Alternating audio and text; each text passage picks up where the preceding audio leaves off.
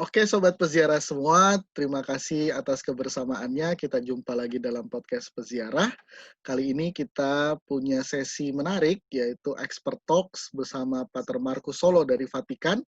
Dan kita akan mengulik tentang satu bahasan yang mungkin kadang-kadang kita sering dengar, tetapi jarang banget kita tahu sebenarnya itu apa. Dan seperti biasanya sebelum kita memulai diskusi kita akan berdoa untuk memohon pertolongan dari Allah agar selalu disertai dalam bahasan kita. Mari kita hening sejenak. Dalam nama Bapa dan Putra dan Roh Kudus. Amin. Amin. Datanglah ya Roh Kudus, penuhilah hati umat-Mu.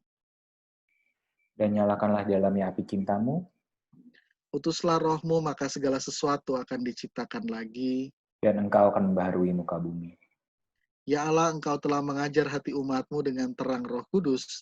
Berilah supaya dalam roh yang sama ini kami senantiasa berpikir benar dan bijaksana, serta selalu gembira karena lipurannya. Demi Kristus Tuhan kami. Amin. Amin. Baik, Sobat Peziarah semua, selamat datang kembali dalam podcast Peziarah. Dan seperti yang tadi sudah saya sampaikan, kita punya sesi yang menarik dengan Pater Markus Solo, langsung dari Vatikan. Iya. Dan saya akan memperkenalkan dulu sebelumnya, Pater Markus ini adalah bagian dari Dewan Kepausan untuk Dialog Antaragama atau Pontifical Council for Interreligious Dialogue, dan beliau adalah satu-satunya orang Indonesia yang berada di dalam Kuria Roma. Jadi ini pejabat Vatikan ini sebenarnya. Dan perkenalan saya dengan Pater Markus bisa dikatakan berkat Tuhan ya, yang memberikan jalan untuk bisa mengenal beliau. Dan dengan mengenal beliau, ini ada banyak privilege yang bisa saya nikmati.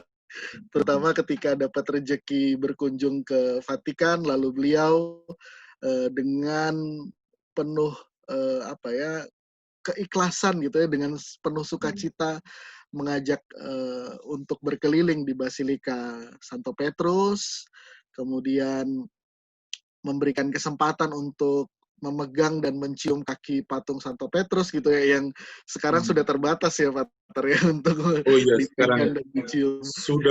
Sudah dilindungi dengan pagar sehingga tidak boleh lagi. Iya. Dan saya betul-betul terharu tuh waktu Pater mengatakan silakan Pak Willem, ini kesempatan untuk Bapak untuk mencium kaki Santo Petrus. Wah, itu merinding sekali. Dan termasuk juga kita berkunjung ke basement Basilika Santo Petrus ya Pater ya. Benar sekali, di tempat pemakaman para paus. Ya, sehingga tidak mungkin ya Pater ya ada orang bisa tinggal 5 bulan di dalam basement Basilika Santo Petrus ya. Aneh sekali, aneh. Saya tidak pernah membayangkan bahwa pernah terjadi seperti itu dan tidak akan pernah terjadi. Ya. Okay. Apalagi kalau waktu paus datang untuk melihat kuburan lalu tiba-tiba ada orang muncul di situ kan. Itu kan security-nya kan ketat sekali, jadi tidak mungkin akan terjadi. Tidak mungkin pernah terjadi seperti itu. Baik, Pater. Terima kasih. Oh ya, jangan lupa pernah kita juga singgah ke restoran Cina kan untuk menikmati nasi ala Asia. Masih ingat? Iya, yang seharusnya ditraktir malah kita ditraktir lagi ya, Pater ya. Ditraktir oleh Tuhan waktu itu. Iya, betul. Iya, Pater Markus, sekali lagi terima kasih untuk waktunya. Kita mau ngobrol-ngobrol tentang Kuria Roma, Pater. Kita sering mendengar Kuria Roma, tapi sebetulnya Kuria Roma itu apa ya, Pater? Mungkin Pater bisa membantu kita menjelaskan apa sih sebenarnya Kuria Roma itu. Silakan, Pater. Baiklah, jadi kadang-kadang orang menggunakan istilah Kuria Vatikan supaya lebih spesifik, supaya lebih dirasakan kedekatannya atau ya keakrabannya dengan Vatikan. Tetapi sebenarnya istilah resminya adalah Kuria Roma. Memang demikian. Dan Kuria Roma itu tidak lain adalah perkantoran atau institusi-institusi Vatikan yang ada baik di dalam zona utama Vatikan, yang negara paling kecil di dunia, juga termasuk yang berada di luar tembok Vatikan. Dan umumnya kalau kita berbicara tentang Kuria Roma, maka kita akan berbicara sebenarnya tentang kongregasi-kongregasi dan Dewan Kepausan itu kantor-kantor besar yang membentuk Kuria Roma. Itu organ-organ atau aparat-aparat, atau kalau dalam bahasa sekular kita mengatakan kementerian-kementerian dari Vatikan. Oke, jadi ada banyak, ibaratnya tim begitu ya, Pater ya, banyak departemen yang membantu Paus Iya, dalam karya pastoral beliau ya. benar sekali. Jadi fungsi utama dari Kuria Roma adalah membantu Sri Paus. Yang ini yang benar sekali Pak William katakan, yang membantu Sri Paus untuk melaksanakan tugas pastoral dan juga tugas diplomatnya. Karena kita tahu Vatikan itu bukan saja sebuah negara, tetapi sebuah institusi keagamaan. Jadi ada dua entitas yang melekat pada Vatikan, ada sebagai negara, sama seperti negara-negara lain di dunia ini, tetapi juga sebagai Holy See, tahta suci, sebagai institusi tertinggi keagamaan umat Katolik seluruh dunia. Jadi kehadiran Kuria Roma ini untuk membantu Sri Paus di dalam tugas-tugasnya ini. I see. Dan dari situ seperti tadi Pater sudah mengatakan, ada beberapa kantor begitu ya, ada yang disebut kongregasi, ada yang disebut dengan sekretariat, ada yang disebut, ya ada beberapa dikasteri begitu ya. Ini Ya, mungkin benar Pater sekali. bisa menjelaskan apa perbedaan, ada yang disebut sekretariat, ada yang disebut kongregasi, ada yang disebut dikasteri. Ini apa nih, Pater, kira-kira perbedaan-perbedaan? Ya, benar sekali. Istilah-istilah ini kadang-kadang juga bisa misleading atau bisa membuat kesalahpahaman juga. Baik juga kalau kita mengenal perbedaan-perbedaannya atau kesamaan-kesamaannya. Jadi kita boleh katakan kongregasi atau Dewan Kepausan atau sekretariat, semuanya itu termasuk di dalam Kuria Roma. Itu kesamaannya. Nah, perbedaan-perbedaannya itu sebenarnya tidak terlalu menyolok. Ini soal nama sebenarnya. Kalau kongregasi itu yang di dalam Kuria Roma saat ini berjumlah 9 kongregasi yang ada di dalam Kuria Roma, ya misalnya ada kongregasi iman, ada kongregasi untuk gereja-gereja timur, ada kongregasi untuk divine worship atau untuk ibadah, ya. Ada juga kongregasi untuk para santa, ada kongregasi untuk uskup-uskup, ada kongregasi untuk propaganda fide yang namanya itu misi gereja. Ada juga kongregasi untuk kaum klerus. Ada juga kongregasi untuk hidup apostolik dan hidup membakti, hidup bakti ya. Ada juga kongregasi untuk education atau pendidikan Katolik. Jadi itu katakanlah kelompok pertama namanya kongregasi. Juga di dalam buku kami Annuaria Pontificio, itu buku register paling besar di Kuria Roma di Vatikan, juga urutannya biasanya ditempatkan kongregasi-kongregasi duluan. Karena memang kongregasi-kongregasi itu adalah kantor-kantor yang lebih besar, baik secara fisik maupun secara substansi. Jadi itu perkantoran-perkantorannya, tetapi dinamakan kongregasi. Yang tadi saya sebutkan itu dinamakan kongregasi karena memang mereka itu besar dan punya sub-subkomisi atau institusi-institusi yang berada di bawah kongregasi tersebut. Jadi sifatnya lebih luas dan lebih besar dan lebih kompleks, katakanlah begitu, dengan tentu saja dengan jumlah pekerjanya yang lebih banyak.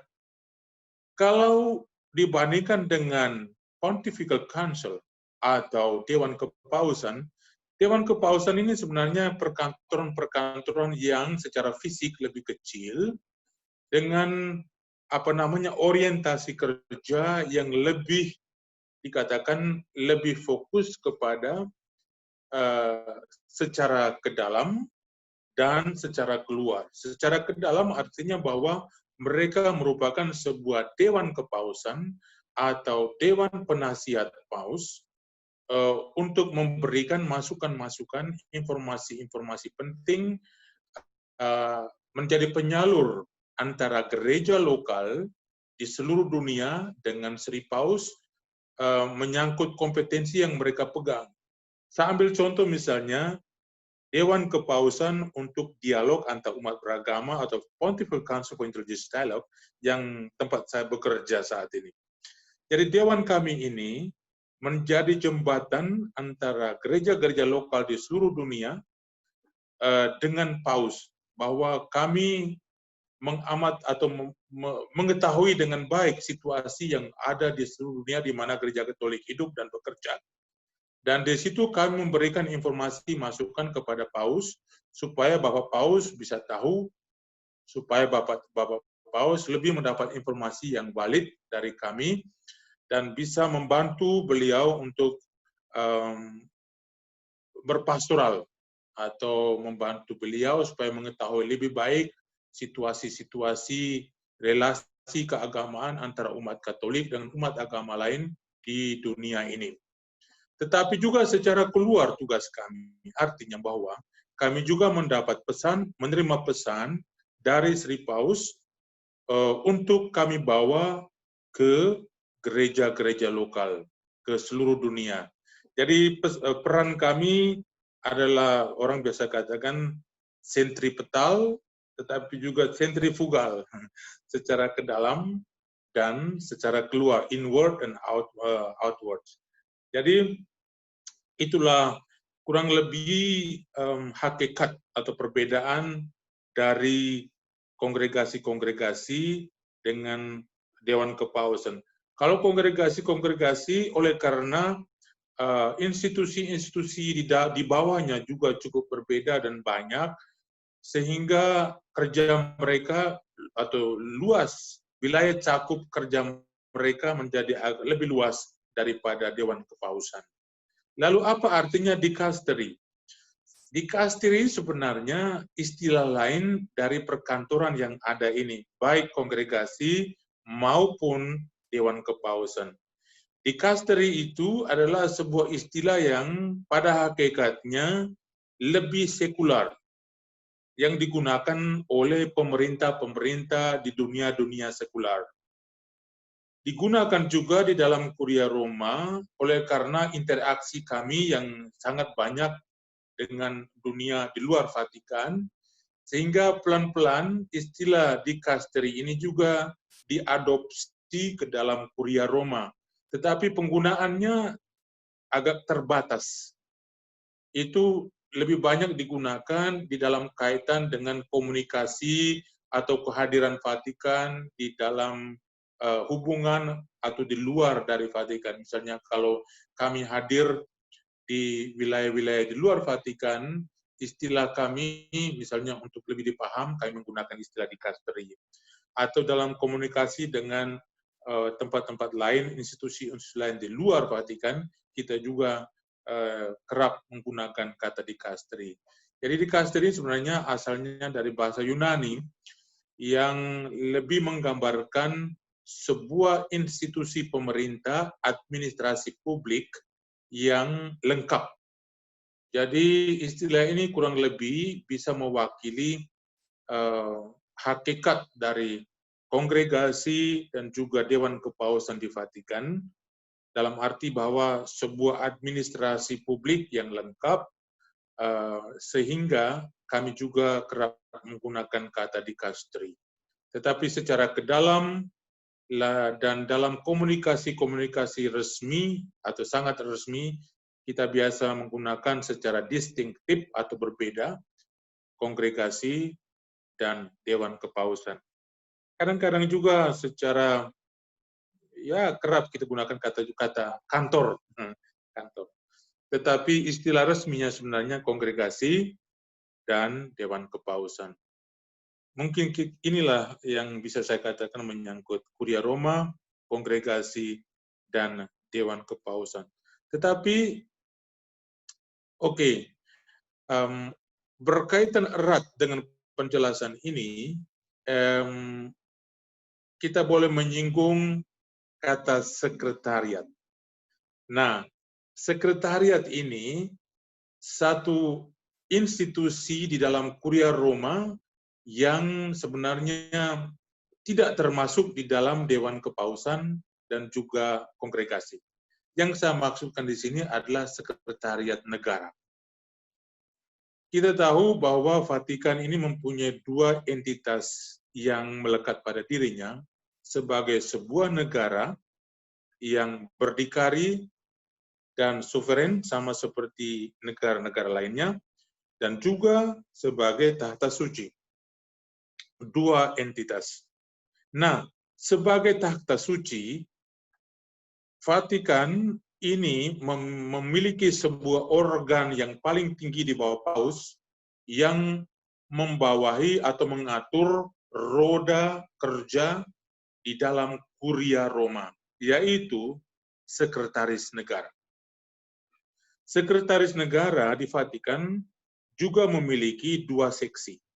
Seksi pertama adalah seksi atau departemen yang mengurus hal-hal internal atau di dalam istilah negara sekular kementerian di dalam negeri atau kementerian dalam negeri, Home Affairs. Lalu seksi kedua atau sekretariat negara seksi kedua, departemen kedua adalah institusi atau sekretariat yang mengurus hubungan antar negara, hubungan diplomatik antar negara. Itu kedua departemen dari sekretaris negara ini disatukan, artinya tentu saja berbeda tetapi berada berdampingan dan disebut sekretariat negara 1 dan 2. Dan kedua sekretariat negara ini yang dibawahi atau dipimpin oleh Kardinal Pietro Parolin. Jadi Vatikan sebagai sebuah institusi keagamaan berada di bawah koordinasi, artinya di dalam kerja ya, koordinasi sekretariat negara. Lalu Vatikan sebagai negara itu berada di bawah koordinasi Governatorato. Jadi Governatorato atau kantor administrasi negara, kalau boleh dikatakan kurang lebih seperti demikian, itu dua institusi besar di dalam Vatikan yang mengurus dua entitas besar ini. Terus di atas dua institusi besar ini tentu pemimpin utamanya adalah Sri Paus sendiri. Iya, sekarang kita lihat di gambar ini, pada awal kepemimpinannya sampai beberapa tahun yang lalu, itu Paus Fransiskus memilih mula-mula 7 kardinal, kemudian ditambah lagi 2 menjadi 9 kardinal, yang merupakan tim penasihat beliau, yang beliau undang sangat sering waktu itu untuk bisa meeting, untuk berdiskusi, untuk mengambil keputusan-keputusan, terutama menyangkut satu hal yang betul-betul merupakan satu hal baru dan besar yang dilakukan oleh Paus Fransiskus dalam kaitan dengan tugas ke-9 kardinal yang beliau bertentukan sendiri adalah reformasi Kuria Roma. Jadi berdasarkan dokumen Pastor Bonus dari Paus Yohanes Paulus II, dengan pendasaran itu, beliau dulu membuat atau membentuk Kuria Roma sesuai dengan yang beliau inginkan, sesuai yang ingin beliau capai dari Vatikan untuk gereja seluruh dunia. Kemudian Paus Fransiskus dengan ke-9 kardinal tersebut mencoba untuk merevisi dokumen Pastor Bonus tersebut, kemudian merevisi juga beberapa hal, mereformasi Kuria Roma. Misalnya yang lebih dikenal cukup agresif dari Paus Fransiskus saat ini, bahwa beberapa tahun lalu beliau sukses mereduksi atau menyatukan beberapa perkantoran, baik itu kongregasi maupun Pontifical Council, yang kurang lebih punya misi dan hakikat yang kurang lebih sama, itu ke dalam satu dikasteri saja atau satu perkantoran saja. Dan itu dilakukan dengan sangat sukses, walaupun untuk mencapai target kerja dari bentuk kantor baru seperti ini butuh waktu tentunya, tetapi sudah terjadi perombakan atau revisi dan beberapa kantor sudah dibentuk menjadi sebuah kantor sendiri. Jadi kurang lebih seperti itu gambaran Kuria Roma. Oke, Pater. Masih ada pertanyaan? Tentu masih ada, Pater. Jadi Boleh, silakan. Sudah menyampaikan mengenai apa bedanya kongregasi dengan sekretariat, bedanya juga dengan Pontifical Council, terus Pater juga sudah menyinggung Council of Cardinals yang gambarnya ditayangkan sekarang ya, Pater ya. Iya, ada 9 kardinal yang memang secara intensif bertemu dengan Paus untuk mereformasi Kuria Roma, di mana salah satunya kalau nggak salah ada yang dari Asia ya, Kardinal Gracias, Pater ya, kalau tidak salah. Benar sekali, Kardinal Gracias masuk di dalam tim ini. Hanya perlu saya berikan catatan bahwa kurang lebih 1 tahun lebih pertemuan antara para kardinal dengan Paus sudah tidak lagi seintensif dulu. Mungkin ini interpretasi pribadi saya, mungkin apa yang Bapak Paus ingin capai atau ingin laksanakan itu atau ingin raih mungkin sudah lebih banyak atau kebanyakan sudah terjadi, sehingga pertemuan antara para kardinal juga sudah mulai berkurang. Apalagi ada 1-2 kardinal, minimal 1 yang saya kenal baik, juga sudah bukan lagi merupakan kepala atau ketua konferensi para uskup dari sebuah negara. Sudah ada pergantian. Apakah beliau juga akan tetap dimasukkan di dalam tim Kardinal 9 ini atau tidak, masih dipertanyakan. Baik. Dan yang tadi Pater katakan penyatuan beberapa lembaga itu, kalau tidak salah sebuah lembaga yang sekarang berada di bawah kepemimpinannya Kardinal Turkson, Pater ya, kalau tidak salah ya. Benar sekali. Jadi salah satu yang cukup kasat mata atau sangat dikenal karena menjadi konsumsi publik waktu itu, dan banyak orang yang kaget tentunya, tetapi banyak juga menyambut dengan antusiasme besar. Perkantoran dari atau kantor dari Kardinal Turkson yang dulu namanya Pontifical Council for Justice and Peace atau Dewan Kepausan untuk Perdamaian dan Keadilan, yang merupakan sebuah kantor yang independen atau Pontifical Council yang independen, Dewan Kepausan yang independen. Kemudian tadi seperti saya katakan, karena dalam misinya atau hakikatnya kurang lebih berkaitan dengan beberapa kecil lainnya, sehingga disatukan. Jadi Dewan Kepausan untuk Keadilan Perdamaian waktu itu disatukan dengan Dewan Kepausan untuk Migrasi dan orang yang bepergian, lalu disatukan pula dengan Dewan Kepausan untuk urusan kesehatan, dan Dewan Kepausan untuk Caritas, namanya Cor Unum, satu hati, juga bergerak di bagian Caritas. Jadi ada empat institusi ini disatukan dengan sebuah nama baru dan masih dipakai atau diambil Kardinal Turkson sebagai kepala dari 4 perkantoran baru ini. Dan nama kantor baru ini adalah Dikastri Sekretariat for Human Integral Development. Human Integral Development. Oke, itu menarik banget ya, Pater ya. Dan Iya, benar. selama ini kita juga mendengar informasi menarik, Pater, di mana Kardinal Suharyo ditunjuk oleh Bapak Suci untuk menjadi anggota Dewan Kepausan untuk dialog antar agama, dan ternyata juga ada kardinal lain, yaitu Kardinal Tagle gitu kalau saya tidak salah ya, Pater ya. Nah, Ya, mungkin benar. ada 2 pertanyaan terkait itu, Pater. Sebenarnya kalau Dewan Kepausan untuk dialog antar agama tugasnya seperti apa, dan kira-kira sebetulnya bagaimana sebetulnya kerja dari Kuria Roma ini sehingga satu kardinal ternyata bisa menjadi anggota di beberapa kongregasi atau Dewan Kepausan begitu, Pater. Silakan, Pater.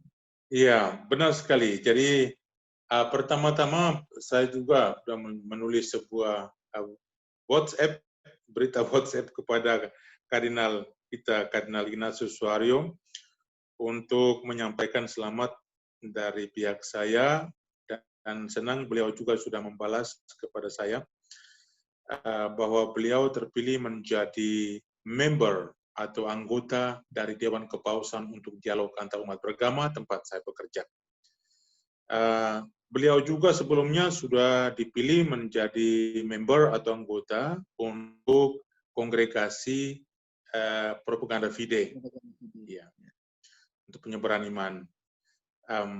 Jadi metodologi atau mekanisme kerja kita di Dewan Kepausan untuk Dialog Antar Umat Beragama. Jadi secara umum seperti yang saya katakan tadi, kita tugasnya secara ke dalam dan keluar, memberikan informasi kepada Paus tentang hal-hal yang terjadi di dunia, tetapi juga kita membawa pesan dari Sri Paus ke negara-negara lain, ke tempat di mana Gereja Katolik hidup dan bekerja. Selain itu, kita juga mengambil banyak inisiatif untuk memajukan dialog antar umat beragama secara bilateral tentunya, karena Vatikan ini jauh dari negara-negara dunia, dan saya ingat terus itu kardinal kami sebelumnya, Kardinal John Louis Turang, yang dulu pernah bersama saya atau saya dampingi beliau tahun 2009 berkunjung ke Indonesia.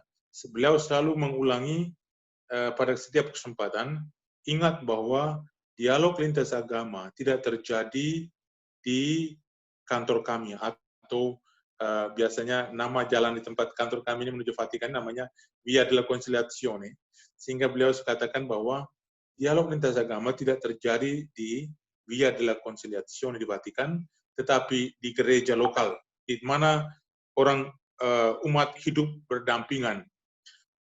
Di situ ada dialog. Jadi tugas kita memang kurang lebih demikian. Secara ke dalam tentu banyak sekali hal yang kita tangani. Kebetulan Dewan Kepausan ini bergerak di dalam memajukan perdamaian dengan umat beragama lain. Jadi kita di sini ada departemen-departemen di kantor ini yang mengurus hubungan dengan agama berbeda-beda. Kami ada 3 orang yang mengurus relasi dengan umat Islam di kawasan geografis masing-masing. Misalnya saya sendiri menangani di kawasan Asia Pasifik, seorang sahabat yang lain menangani relasi dengan umat Islam di Timur Tengah, dan sebagian dari Eropa, dunia Barat termasuk Amerika, dan satu lagi mengurus relasi dengan umat Islam di kawasan daratan Eropa. Jadi kalau untuk Afrika kebetulan kami dulu pernah 1 orang tapi menjadi uskup, sehingga kami masih mencari seorang lagi untuk menangani desk Afrika. Jadi ada juga selain yang menangani relasi dengan umat Islam, ada juga seorang yang menangani desk untuk relasi dengan umat Hindu, umat Jain, dan umat Sikh. Dan ada satu lagi yang mengurus relasi dengan umat Buddha, umat Shinto, dan umat Konghucu. Ada satu lagi yang menangani relasi antara agama Katolik dengan sekte-sekte baru dari agama-agama besar, agama-agama mainstream. Nah, itulah spektrum kerja kami di sini. Kami tahu bahwa kami sendiri tentu tidak bisa menangani segala sesuatu yang di dunia yang terjadi di dunia ini, baik yang menyangkut substansi kerja kami maupun menyangkut relasi-relasi sampai sekecil-kecilnya sampai ke grassroots level, sampai ke katakan level atau tingkat akar rumput. Oleh karena itu, kami juga tahu bahwa kami tidak mengetahui sejarah segala sesuatu sehingga kami juga butuhkan bantuan. Nah, itu sebuah tradisi yang cukup panjang di Vatikan bahwa setiap kongregasi dan dewan kepausan memiliki apa yang dinamakan member atau anggota. Anggota ini biasanya diambil dari para kardinal, para patriark, para uskup agung. Jadi ada tiga jenis pangkat atau posisi kegerejaan yang kami ambil sebagai member atau anggota. Kardinal, patriark itu dari agama Katolik Ritus Timur, dan juga uskup agung. Nah, menyangkut para kardinal, biasanya kalau seorang kardinal itu dipilih, artinya kardinal baru, itu pasti akan ditugaskan di sebuah kuria, sebuah kantor di Kuria Roma dengan jabatan member atau anggota. Nah, apa itu member atau anggota? Mereka yang kami pilih atau kami ajukan sebagai member atau anggota lalu diresmikan oleh Paus, artinya diangkat oleh Paus, biasanya untuk satu mandat atau masa jabatan 5 tahun, dengan kemungkinan akan diperpanjang lagi kalau Sri Paus merasa itu penting dan perlu. Nah, untuk 5 tahun pertama ini, para member itu kami diberikan tugas dan kewenangan untuk mendampingi kami secara spiritual. Mereka tetap tinggal di negara mereka masing-masing, di tempat tugas mereka masing-masing, seperti Bapak Kardinal Ignatius Suharyo tetap tinggal di Jakarta, tetapi sejak diangkat menjadi member dari perkantoran tertentu, beliau secara memiliki tanggung jawab moral untuk mengikuti kerja perkantoran-perkantoran itu secara lebih dekat.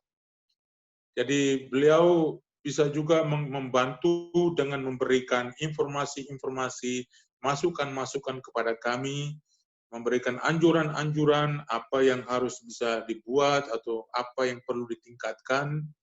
Jadi mereka memberikan kepada kami masukan-masukan seperti itu, tetapi juga berdoa. Doa itu penting sekali. Jadi mereka juga berdoa untuk kami, memberikan dukungan moral kepada kami, juga masukan-masukan yang penting kepada perkantoran-perkantoran di mana mereka menjadi member atau anggota.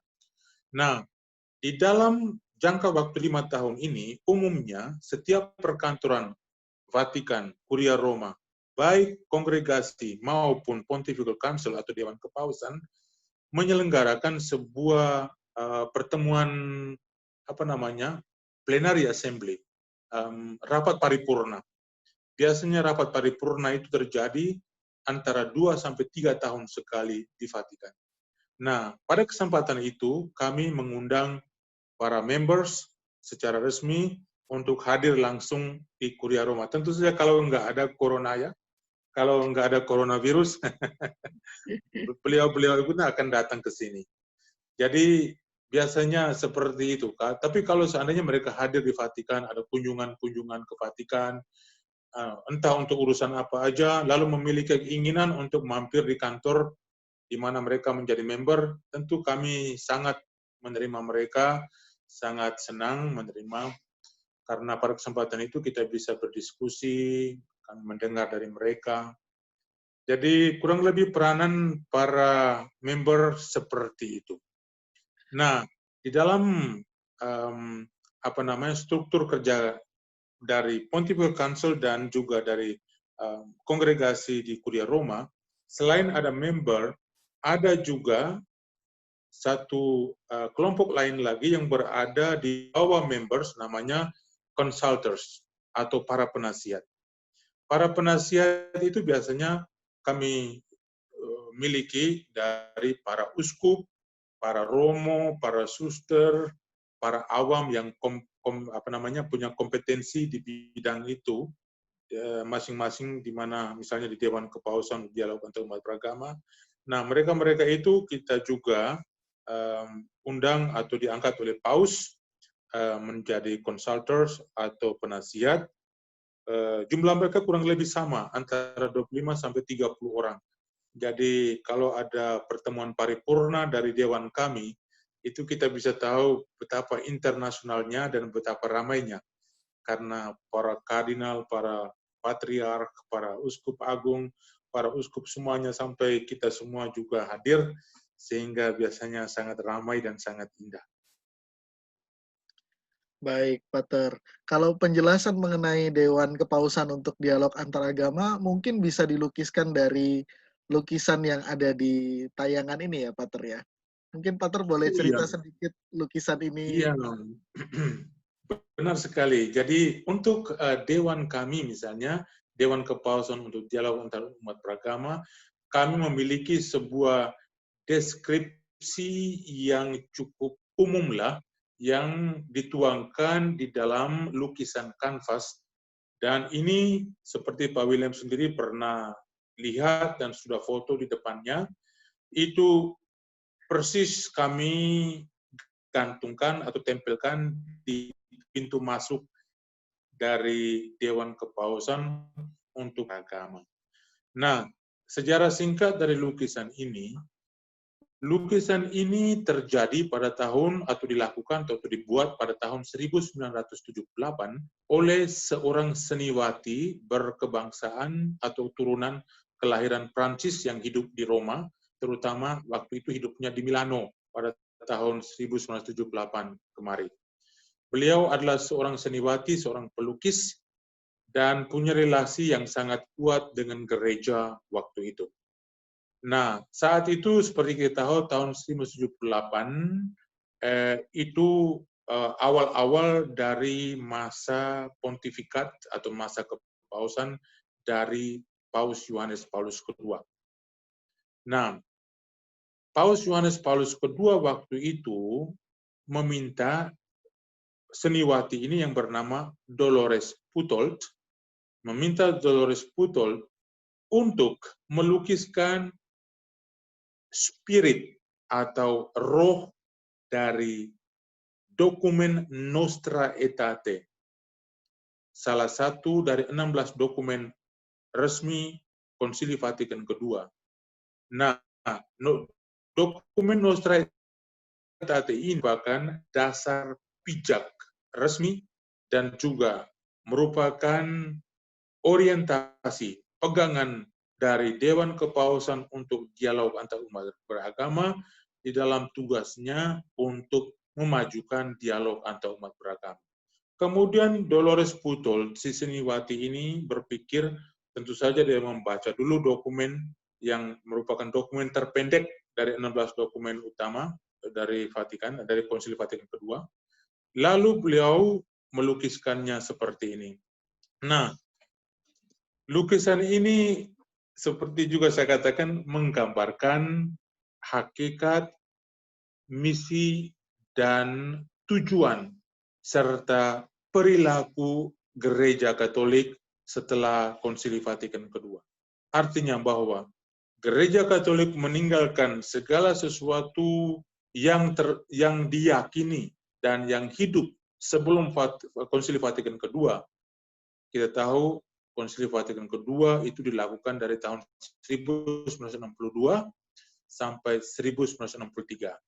Nah, juga kita tahu Konsili Vatikan II ini diselenggarakan oleh Paus Yohanes ke-23, tetapi sayangnya tahun 1963 Paus Yohanes ke-23 ini meninggal dunia persis 1 tahun setelah dibukanya Konsili Vatikan II, Oleh karena itu dibuat konklaf untuk dipilih seorang paus baru, dan Paulus ke-6 yang dipilih waktu itu. Dan kita lihat di atas foto ini, paus yang bertopi putih ini bernama Paus Paulus ke-6. Paus Paulus ke-6, beliau yang melanjutkan Konsili Vatikan kedua hingga akhir dengan menghasilkan dan menandatangani begitu banyak dokumen resmi gereja, dan beliau pula lah merupakan orang pertama atau paus pertama kontemporer atau masa modern yang melakukan perjalanan sangat banyak di dunia ini, termasuk Indonesia, dan bertemu waktu itu Presiden Soeharto. Kalau kita buka arsip-arsip di YouTube, kita masih bisa temukan itu. Dan beliau pula lah yang menyebarkan buah-buah atau semangat baru dari Konsili Vatikan kedua ini. Dan salah satunya adalah Dokumen Nostra Aetate, keterbukaan baru. Saya tekankan kata baru karena keterbukaan Gereja Katolik ini bukan masalah baru, tetapi sudah ada sebelumnya. Jadi ini satu keterbukaan atau dinamika baru, sebuah bentuk baru dari keterbukaan Gereja Katolik. Nah, kita lihat di atas foto ini, Paus Paulus ke-6 dengan tangan terbuka ingin merangkul tokoh-tokoh agama di seluruh, direpresentasi atau diwakili oleh, kita lihat yang di depan Paus Paulus ke-6 sebelah kanan itu Dalai Lama, pemimpin agama Buddha Tibet, ya. Lalu yang langsung di depan beliau juga berpakaian putih, itu kita semua tahu Mahatma Gandhi dari agama Hindu. Lalu di belakang beliau yang bertopi, kita lihat sekali sangat tipikal Arab, sebelah kanan, di belakang Dalai Lama, itu Raja Faisal dari Saudi Arabia, mewakili agama Islam. Kemudian di sampingnya itu yang berbaju kuning, yang melihat ke belakang, itu Mahathira Prabodhanorodh, agama Buddha, pemimpin Buddha dari Laos dan Kamboja. Lalu setelah itu yang bertopi putih, ya, itu dari Gereja Ortodoks, namanya Patriark atau Metropolitan Nikodim dari Gereja Ortodoks Rusia. Kemudian kita melihat yang bajunya hitam, itu namanya Patriark Koraike dari Gereja Katolik Maronit dari Libanon. Lalu kita melihat seorang kardinal dengan selempang merah, itu Kardinal Sergio Pignedoli. Beliau adalah presiden pertama dari Sekretariat Vatikan yang dibentuk selama Konsili Vatikan kedua untuk menangani relasi dengan agama-agama non-Kristiani. Beliau merupakan sebuah otoritas tertinggi Gereja Katolik waktu itu yang diangkat oleh Paulus ke-6. Itu Kardinal Pignedoli. Lalu di samping beliau itu, di belakang beliau yang topi hitam, itu namanya Patriark Ekumenis Meliton dari Patriarkat Konstantinopel, Turki. Lalu yang di depan beliau yang berbaju kuning itu pemimpin Buddha dari Bangkok, namanya Sandai Pravaranath. Lalu yang berikutnya lagi yang di belakang, yang itu namanya Patriark Gereja Katolik Ortodoks Yunani, Athenagoras. Lalu yang yang berjenggot putih itu Michael Ramsey, Uskup Agung Canterbury sampai tahun 1975, dan juga primat dari Gereja Inggris. Sedangkan yang dua yang lainnya tidak lagi disebutkan, tetapi kurang lebih seperti itu pemimpin-pemimpin gereja, orang-orang yang berkarismatik, pemimpin agama dunia yang digambarkan di sini. Tentu sekali ada alasan mengapa dilukiskan seperti ini. Kalau kita baca dokumen Konsili Vatikan kedua, Nostra Aetate, di mana disinggung misalnya agama Buddha, agama Hindu, terutama agama Hindu dulu, agama Buddha, dan semuanya itu ya, artinya jadi semua pemimpinnya direpresentasikan di sini. Selain dua agama besar ini dan agama Yahudi, pemimpin agama Yahudi memang tidak ada di sini. Nanti sebentar saya jelaskan mengapa. Jadi setelah Hindu dan Buddha itu masih digambarkan atau dihadirkan tokoh-tokoh gereja dan apa seperti dan Islam seperti ini. Islam tentu juga hadir karena di dalam dokumen Nostra Aetate itu artikel ketiga atau bagian ketiga sentral dari 5 poin dokumen Nostra Aetate itu dipersembahkan secara khusus kepada umat Islam. Oleh karena itu juga kita lihat King Faisal berada di sini pada posisi ketiga juga setelah Hindu dan Buddha. Dan di dalam dokumen Vatikan kedua itu disebut selain agama-agama ini dengan namanya masing-masing, disinggung juga agama-agama lain. Jadi kurang lebih seperti itu alasannya. Nah, mengapa agama Yahudi itu tidak ada di sini, tidak punya pemimpin yang dihadirkan di dalam gambar ini? Oleh karena sejak dari awal memang ketika Dewan Kepausan yang dibentuk, sudah ada keputusan secara konsil bahwa agama Yahudi, relasi dengan agama Yahudi itu lebih berada di bawah kompetensi sebuah Dewan Kepausan yang lain, yakni Dewan Kepausan untuk Ekumene atau Persatuan Umat Kristen, umat Kristiani. Di situ itu yang letaknya bersambungan dengan kantor saya di samping saya ini, itu Dewan Kepausan untuk Kesatuan atau Persatuan Umat Kristiani, dan satu seksi kecil, satu departemen kecil dari kantor itu departemen kecil lain lagi untuk mengurus relasi dengan agama Yahudi. Tetapi dalam praktiknya, walaupun terpisah secara institusional seperti ini, artinya secara fisik, tetapi di dalam kegiatan dialog lintas agama, pemimpin Yahudi selalu kami masukkan atau kami undang. Jadi kalau berbicara tentang pertemuan face to face, dialog dari muka ke muka, itu pemimpin Yahudi tentu selalu kami sertakan. Jadi kurang lebih itu gambar di depan pintu masuk kami di Vatikan.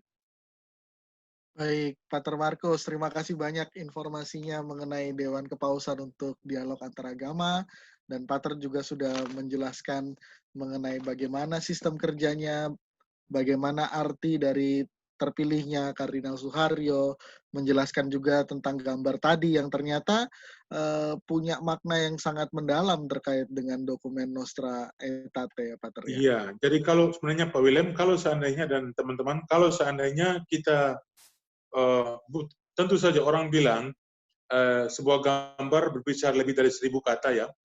Jadi gambar yang satu ini sebenarnya sifatnya imaginary. Sebuah bukan gambar nyata, bukan foto yang diperbesar, tetapi dilukis. Jadi manusianya memang real, tetapi dilukis sekian, dengan ekspresi wajahnya yang sekian, dengan posisi tubuhnya yang sekian, dengan kedekatan atau gimana, pokoknya ekspresi mereka masing-masing. Jadi kita melihat bagaimana reaksi dari mereka itu terhadap sesuatu yang baru mereka lihat, bahwa ada keterbukaan gereja Katolik seperti itu.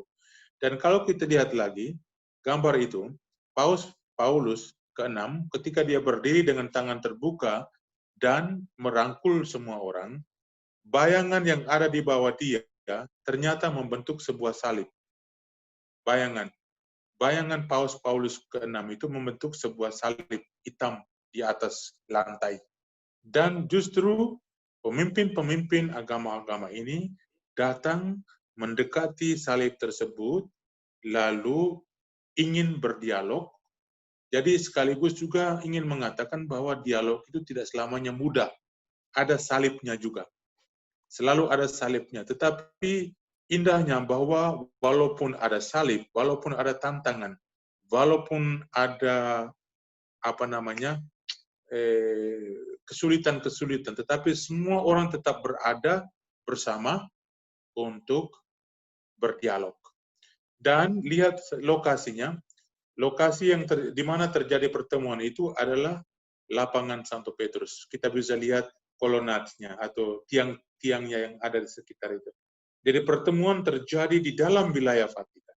Bukan di mana-mana, tetapi di dalam teritori Vatikan, di mana kita lihat bahwa lapangan Santo Petrus itu sendiri sudah merupakan sebuah bentuk dua tangan terbuka yang dilukis atau didirikan oleh Michelangelo lalu diteruskan oleh Lorenzo Bernini.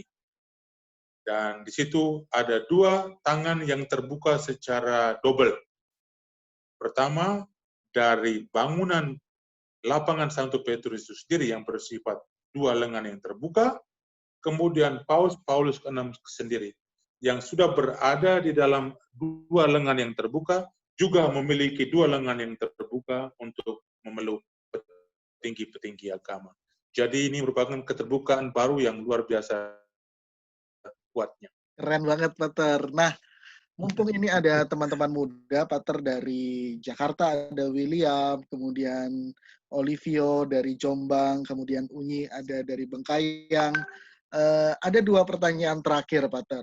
Boleh. Pertama, bagaimana sih sebenarnya, karena ini Pater dari Dewan Kepausan untuk Dialog Antaragama, dan kita sudah memahami juga kerja Kuria Roma begitu ya. Bagaimana orang muda mungkin bisa berperan lebih jauh lagi untuk dialog antaragama dalam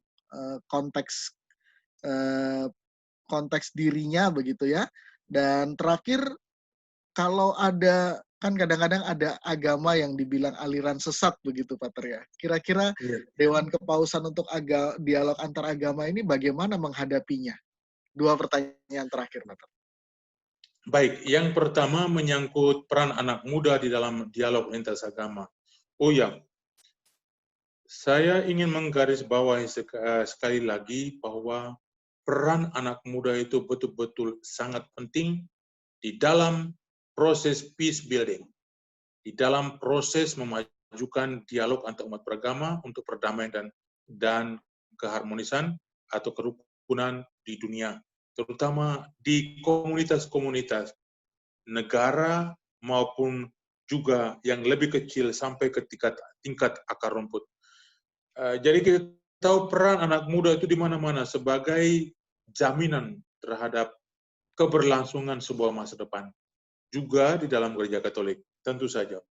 Bahwa peran anak muda itu betul-betul sangat penting untuk kelanjutan gereja Katolik ke depannya. Dan lebih khusus lagi menyangkut kerja kita, menyangkut apa yang kita lakukan saat ini, tentunya harus dilanjutkan ke depannya. Bukan hanya itu, tetapi anak muda karena mereka punya karakter, karena nature-nya, hakikatnya yang begitu dinamis, dan mempunyai ruang gerak yang begitu besar, dengan sistem atau dengan penggunaan mass media yang begitu intensif, mereka memiliki kapasitas yang sangat besar yang bisa dijadikan sebagai aset atau resource untuk memajukan dialog antar umat beragama. Ini penting sekali.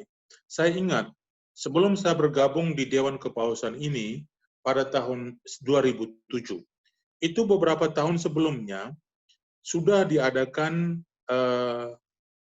pertemuan dengan anak-anak muda Katolik, kemudian diambil juga tokoh-tokoh anak muda dari agama-agama lain, tetapi inisiatif utama waktu itu untuk mendorong anak-anak muda Katolik untuk memajukan dialog lintas agama. Pertemuan waktu itu terjadi di Assisi, di Italia, di situs kelahiran dan kematian Santo Besar Santo Fransiskus Assisi, yang merupakan juga inspirator dialog lintas agama sampai saat ini. Jadi pertemuan dengan anak muda atau untuk memajukan anak muda ini sebenarnya sudah ada. Hanya akhir-akhir ini memang agak lemah, perlu disadari. Hanya muncul saja secara sporadis di dalam dokumen-dokumen umum bahwa anak muda perlu dilibatkan dan ini. Dan dengan menyinggung demikian, misalnya dokumen-dokumen yang kami publikasi dari kantor kami ingin menyerahkan inisiatif itu ke gereja-gereja lokal yang membaca dokumen tersebut, menginterpretasi atau memberikan makna dengan mengambil inisiatif, membentuk forum-forum atau membentuk aktivitas atau memulai aktivitas dengan melibatkan anak muda untuk dialog lintas agama. Jadi sebenarnya kami hanya memberikan impuls, memberikan spirit, kemudian gereja lokal menanggapi untuk lebih dalam bahasa kerennya untuk merealisasi apa yang kita harapkan. Peran anak muda memang sangat penting. Saya dari dulu memang sejak bergabung di sini punya mimpi yang sampai sekarang sayangnya belum berhasil saya lakukan. Misalnya saya membuat kunjungan ke negara-negara Asia atau di satu negara Asia lalu mengadakan pertemuan dengan anak muda dalam kerjasama tentunya dengan gereja lokal, dan ini yang belum terjadi. Dan sebenarnya pada bulan Maret atau April kemarin sudah terjadi sebuah pertemuan anak muda di Asisi lagi. Jadi apa yang kami lakukan di sini, yang bisa kami lakukan di sini karena keterbatasan kami, baik dari segi finansial maupun dari segi jarak, dan juga dari resource persons atau orang yang bisa membantu bekerja. Oleh karena itu, apa yang kami lakukan di sini, di seputar Italia, di seputar Vatikan, atau di dalam Vatikan, sebenarnya hanya merupakan sebuah kegiatan simbolik yang harus bisa menginspirasi gereja-gereja lokal supaya bisa melakukan hal yang sama. Jadi kita oleh karena keterbatasan seperti itu, kita hanya bergerak di bagian simbolik, melakukan hal-hal simbolik seperti itu secara kecil, tetapi dengan harapan supaya bisa ditanggapi oleh gereja lokal dan bisa dikembangkan di sana. Ya, beberapa tahun kemarin juga kita biasanya melibatkan anak muda, sampai saya biasanya juga minta bantuan untuk mendatangkan wakil-wakil anak muda dari agama lain, misalnya agama Islam, karena agama yang paling besar di negara kita adalah agama Islam, dibutuhkan wakil-wakil wakil anak muda Islam. Saya juga mendatangkan mereka. Jadi ada kegiatan-kegiatan cukup banyak seperti itu. Hanya tentu saja kita berharap supaya ada kesadaran baru untuk bisa lebih terfokus, terorganisir kegiatan seperti itu. Mungkin Pak Willem dan teman-teman di Indonesia bisa juga menganjurkannya kepada Komisi HAK di Jakarta, hubungan antara agama dan kepercayaan di Jakarta, dan juga Komisi Kepemudaan, Kerawam dan Kepemudaan, untuk bisa bekerja sama untuk melakukan hal-hal seperti ini di Indonesia, konteks Indonesia. Saya yakin akan bisa memberikan inspirasi juga untuk negara-negara lainnya. Kita dari sini bisa memberikan ide, kita bisa hadir misalnya secara keterwakilan, tetapi untuk mengorganisir sesuatu dari jauh seperti ini, apalagi dalam situasi corona lagi seperti ini, tentu agak sulit. Tetapi dukungan dari kami selalu ada. Kami memberikan dukungan dan juga selalu menekankan bahwa peran anak muda di dalam peace building atau promosi memajukan dialog lintas agama untuk perdamaian dan keharmonisan itu betul sangat penting. Kalau seandainya ada dokumen-dokumen yang lebih khusus lagi, lebih spesifik lagi menyangkut ini, nanti saya juga akan bisa kirim. Dan kalau seandainya ada rencana untuk melakukan hal seperti itu, jangan sungkan-sungkan untuk mengontak saya atau mengontak kami supaya kita bisa berikan usul saran atau memberikan pertimbangan-pertimbangan yang mungkin penting. Ya. Lalu yang kedua, pertanyaan kedua menyangkut agama-agama yang dikatakan sesat atau dianggap sesat. Biasanya yang dianggap sesat itu umumnya bukan agama-agama mainstream, karena agama-agama mainstream selalu mendapat pengakuan secara internasional dan sudah dianggap ya dikatakan agama, status agama. Tetapi yang dianggap sesat, misalnya biasanya umumnya itu sekte-sekte atau kelompok-kelompok yang dianggap sekte atau sekte-sekte baru yang di dalam istilah term tekniknya itu dikatakan new religious movement, gerakan-gerakan keagamaan yang baru yang muncul dari agama-agama besar, entah itu agama Islam, agama Katolik, agama Protestan, agama Buddha, agama Hindu. Jadi agama-agama besar seperti itu selalu punya kelompok-kelompok kecil yang lahir, dan itu biasanya tidak diterima dengan baik oleh kelompok mainstream karena dari segi ajaran, hal-hal doktrinal atau juga hal-hal ritual yang dianggap menyimpang dari yang biasanya, yang umumnya. Nah, kami di sini memiliki sebuah departemen yang mengikuti perkembangan-perkembangan seperti itu. Jadi kita juga punya data tentang sekte-sekte atau gerakan-gerakan keagamaan baru di dalam agama-agama besar yang tidak diterima atau dianggap sesat. Biasanya kita memiliki sebuah metodologi kerja, tentu saja tidak serta-merta turun tangan untuk misalnya katakan langsung menegur atau mengajak agama-agama besar itu untuk menerima atau mengambil sikap secara serta-merta, karena hal-hal seperti ini sangat sensitif, membutuhkan sebuah penanganan yang sangat dengan kewaspadaan sangat tinggi, dengan kehati-hatian luar biasa, supaya relasi kita dengan agama-agama besar itu tidak rusak. Maka kita memiliki metodologi kerja dan pendekatan yang juga sangat hati-hati. Biasanya kami juga menerima kunjungan dari agama-agama besar, wakil-wakil agama besar selalu datang ke kantor kita untuk audiensi, untuk tukar pikiran, untuk meeting, dan juga dalam kesempatan-kesempatan pertemuan-pertemuan yang resmi, kita juga berusaha untuk menyampaikan isu-isu seputar ini untuk membuka wawasan pemimpin-pemimpin agama besar supaya mengambil sikap dan tindakan yang jelas. Tentu saja kita berpijak atas yang pertama, luhurnya hakikat atau martabat manusia, luhurnya martabat manusia. Yang kedua, luhurnya atau integritas hak-hak asasi manusia. Dan kedua hal ini harus diterima, harus dihormati oleh siapapun. Lalu yang ketiga, kebebasan beragama juga tidak kalah pentingnya. Itu selalu dijamin oleh konstitusi atau hukum-hukum positif sebuah negara. Oleh karena itu kita sangat mendukung.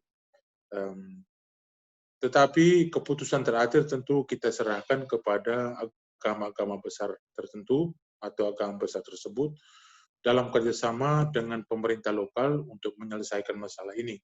Karena kadang-kadang masalah keagamaan itu berkaitan erat dengan masalah pemerintahan, masalah politik, pemerintahan dan administrasi, misalnya menyangkut kewarganegaraan. Jadi dalam nilai-nilai fundamental seperti itu, kita serahkan untuk ditangani secara lokal, dalam kerjasama juga dengan kita pantau dan kita memberikan masukan-masukan. Jadi kita juga merasakan rasa sakit dari kelompok-kelompok kecil tersebut. Masih sampai beberapa saat lalu saya masih menangani sebuah komunikasi dengan sebuah kelompok kecil yang minoritas yang dianggap sekte di dalam sebuah agama, yang meminta supaya walaupun mereka merasa atau mereka di mana-mana mereka ditolak dan diintimidasi dan diskriminasi secara publik, tetapi mereka yang kebetulan hadir di wilayah Eropa dan dijamin hak-haknya ingin sekali untuk juga menjalin kerjasama dengan Tahta Suci Vatikan. Dan hal-hal seperti ini juga kita observasi, kita studi, untuk kita ambil keputusan apa saja yang bisa kita lakukan. Jadi prinsip kita itu seperti tadi saya katakan, nilai-nilai fundamental yang dimiliki oleh manusia yang juga diakui secara internasional dan juga diakui oleh seluruh komunitas keagamaan dunia, hal-hal itu sangat kami junjung tinggi. Dan di dalam kerjasama dengan pemerintah dan juga dengan agama-agama besar tersebut, semoga masalah-masalah itu dengan waktu bisa diatasi. Itulah tujuan kita. Dan kita tidak mau supaya ada penderitaan atas nama agama. Dan agama hadir dunia dengan misi yang sangat-sangat bagus. Bukan untuk menyengsarakan manusia, bukan membuat manusia menderita. Dan karena saya yakin atau kita yakin, bukan itu tujuan Tuhan menciptakan agama-agama.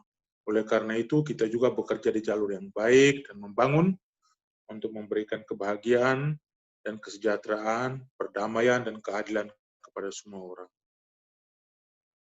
Baik, Pater. Dan itu kalau tidak salah juga semangat dari deklarasi Abu Dhabi ya, yang waktu itu dilakukan oleh Benar sekali, benar sekali. Senang bahwa anak-anak muda juga mengikuti hal-hal seperti ini, luar biasa. Jadi, jadi benar sekali ada sebuah dokumen baru. Tentu saja sebuah dokumen ini perlu dibedakan dari dokumen-dokumen doktrinal lainnya, magisterial lainnya. Dokumen ini tentu saja tidak lebih tinggi dari misalnya deklarasi Nostra Aetate misalnya, atau Lumen Gentium, atau dokumen-dokumen lain dari Konsili Vatikan II atau yang lain-lainnya. Jadi dokumen yang ditandatangani oleh Paus Fransiskus dan Imam Besar Al-Azhar Ahmad At-Tayyib, Dr. Ahmad At-Tayyib, di Abu Dhabi pada tanggal 4 Februari tahun 2019 kemarin, yang dinamakan Human Fraternity, itu atau persaudaraan insani, itu sebuah dokumen dengan hakikat atau dengan judul atau sifat dari dokumen adalah sebuah persetujuan bersama atau kesepakatan bersama. Dokumen kesepakatan bersama.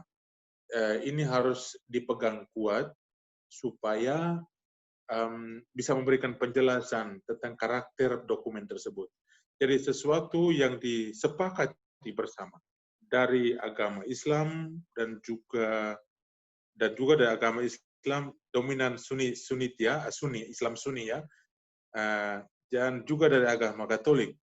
Jadi kedua orang ini atau kedua agama ini berjalan tapak demi tapak menuju satu persetujuan.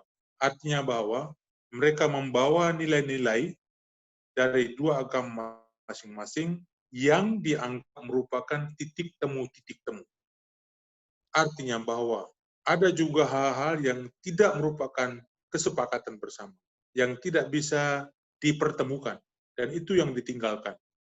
Jadi sebuah kesepakatan bersama sifatnya tentu tidak doktrinal. Jadi ini yang harus tetap pegang. Dokumen ini bagaimanapun juga merupakan sebuah dokumen yang sangat penting, sebuah gebrakan baru, sebuah langkah atau batu loncatan menuju sebuah masyarakat keteraturan baru, new order, yang lebih damai dan lebih rukun. Tentu saja kalau semua orang ikuti dan perhatikan hal-hal yang disepakati bersama tersebut. Sangat indah, sangat bagus. Malah menggunakan kata-kata sangat lugas, yang juga orang-orang tanpa pendidikan pun sudah langsung bisa paham. Jadi kita harap semoga kesepakatan bersama seperti ini bisa menginspirasi banyak orang. Ya, dan harapannya apa yang tertuang dalam lukisan yang ada di Dewan Kepausan untuk dialog antaragama ini bisa terus terwujud ya Pater dalam masa-masa mendatang. Dan terima kasih banyak Pater Markus untuk sharing yang luar biasa buat teman-teman muda, buat sobat peziarah sekalian yang kita sudah mendengarkan penjelasan mengenai Kuria Roma, sudah mendengarkan penjelasan mengenai Dewan Kepausan untuk dialog antaragama, ada begitu banyak informasi yang harapannya bisa memperkaya peziarahan kita selanjutnya. Sekali lagi terima kasih Pater buat waktunya. Mohon maaf mengganggu di waktu makan siangnya. Tidak apa-apa. Ini sebelumnya sudah ada makan sedikit. Jadi sudah, apalagi sekarang sudah jam 3.30 sore hari waktu Vatikan. Dan terima kasih Pak William atas koordinasi ini dan teman-teman anak muda, terutama Mas William dari Jakarta, Mas Olivia dari Jawa Timur, dan Mbak Unyi dari Pontianak. Jadi dan juga yang lainnya mungkin akan menonton tayangan ini. Saya mengucapkan salam sejahtera, sehat selalu, dan kalau masih ada pertanyaan-pertanyaan silakan.